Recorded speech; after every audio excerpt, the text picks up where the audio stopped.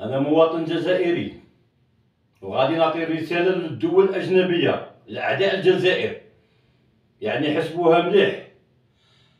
الجزائر ما عندهاش غير جيش ليحمي الوطن، كاين جيش وكاين شعب. احنا جدودنا قالوها لوالدينا ووالدينا قالوها لنا، احنا نقولوها لولادنا. قالوا لنا الجزائر هي أمكم وهي الشرف تاعكم.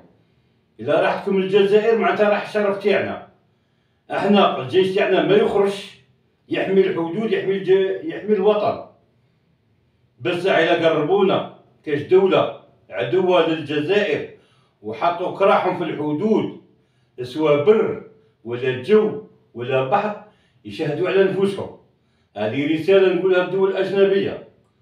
احنا دمنا حار وتعلمنا من عند بوياتنا. جدودنا ماتوا رجالة وبياتنا ماتوا رجالة، وحنا واقفين رجالة ونقولوها لولادنا باش يكونوا رجالة. الجزائر هي الشرف تاعنا.